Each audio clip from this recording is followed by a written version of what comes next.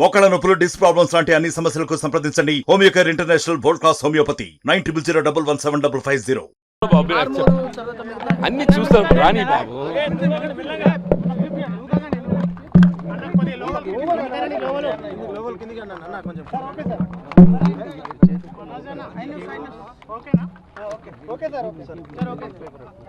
ఇప్పుడు ఫలితాలు పెద్ద ఆశ్చర్యకరంగా ఏం కనబడటం లేదే. మేము పోలింగ్ నాడే వాస్తవ పరిస్థితులు అంటే ఒక విధంగా కొంత మేరకు మనకు తెలిసి రావడం జరిగింది. ఏ విధంగా బీఆర్ఎస్ ఏది ఇస్తుందో బీజేపీతో అంతర్గతంగా ఒప్పందం కుదుర్చుకొని ఇలా బీఆర్ఎస్ ఓటు మొత్తం ఇది బీజేపీ కన్వర్ట్ చేయడంతో ఏదైతున్నదో ఈ ఎన్నిక ఏదైతుందో ట్రయాంగులర్ కంటెస్ట్ కాదు. ఎన్నిక మనం ట్రయాంగులర్ కంటెస్ట్ భావించడం వీల్లేదు. It's the direct contest between Congress and BJP BRS combined alliance.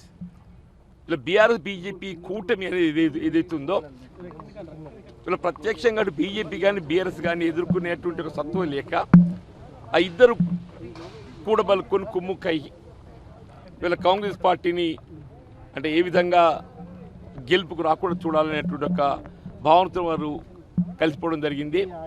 దానికి అనుగుణంగానే ఫలితం ఏదైతుందో కనబడుతుంది. ఏదైనా కానీ ఏదైతుందో ఎన్నికలు ఒక విధంగా ప్రజాప్రతినిధుల యొక్క బాధ్యతలు పెంచుతామని చెప్పి నేను అనుకుంటానే.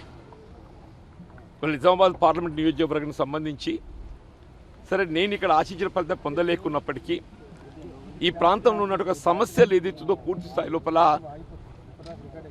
ఇవాళ అవి లేవనెత్తడం కానీ వాటి పరిష్కరింపజేయాల్సినటువంటి బాధ్యత ప్రభుత్వాలపై ఏ విధంగా ఉందో కూడా మనం చర్చించడం జరిగింది.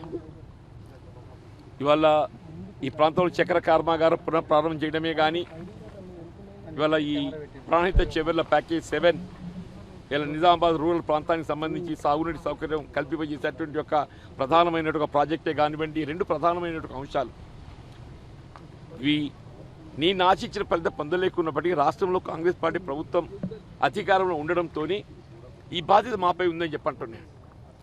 ఇలా నిజాం చక్కెర కర్మాగారం పునఃప్రారంభం చేయటం ఇటు బోధనే కానీ అక్కడ మెట్పల్లి కానీ తప్పకుండా వీళ్ళ గౌరవ ముఖ్యమంత్రి గారు వారి ఎన్నికల పర్యటన సందర్భంగా కూడా వారు పేర్కొనడం జరిగింది. అట్లాగే ప్రాణహిత చెవెర్ల ప్యాకేజ్ 7 సంబంధించి కూడా నిజామాబాద్ గ్రామీణ నియోజకవర్గానికి సంబంధించి సాగునీటి సౌకర్యం కల్పింపజేసే ప్రాజెక్టు ఉందో సాగునీటి ప్రాజెక్టే గత దశాబ్ద కాలం బీఆర్ఎస్ ప్రభుత్వ హయాంలో నిర్లక్ష్యం చేయడం జరిగింది. దాన్ని కూడా మరి పూర్తి చేయాల్సిన బాధ్యత మరి రాష్ట్ర ప్రభుత్వంపై ఉంటుందని నేను భావిస్తున్నాను. అట్లాగే మిత్రుడు అరవింద్ గారు గెలిచిన సందర్భంగా ఆయనకు శుభాకాంక్షలు తెలియజేస్తున్నా.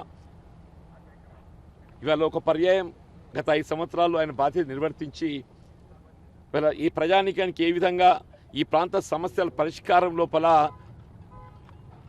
ఆయన చొరవ చూపెట్టలేకపోయాడు. కనీసం ఈ టర్మ్లోనైనా ఇవాళ ఉదాహరణ నిజామాబాద్ ఏదైతుందో స్మార్ట్ సిటీ ఎంపిక చేయవలసినటువంటి ఒక అవకాశం ఉన్నది. నిజామాబాద్ పట్టణం స్మార్ట్ సిటీగా ఎంపిక చేయించే బాధ్యత ఇది కేంద్ర ప్రభుత్వ పరిధిలోని అంశం. రాష్ట్ర ప్రభుత్వంకి వెళ్ళి ప్రతిపాదింపు చేయడం కూడా నేను చొరవ చూపెడతానని చెప్పంటున్నాను.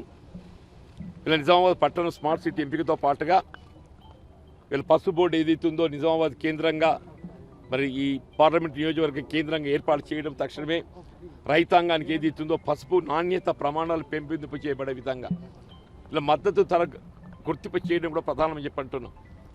పసుపుకు మద్దతు ధర గుర్తింపు చేయడం కూడా ప్రధానమని చెప్పంటున్నాను. దానిపై కూడా దృష్టి పెట్టాలని చెప్పని కోరుతున్నాను.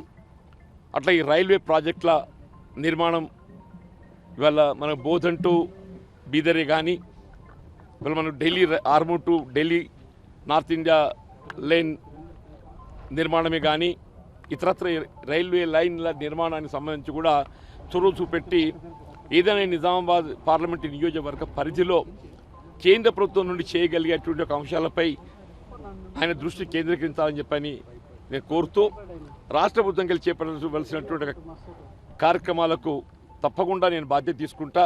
నేను ఆశించిన ఫలితం పొందలేకున్నప్పటికీ కూడా నాపై బాధ్యత ఉందని చెప్పి నేను భావిస్తున్నాను.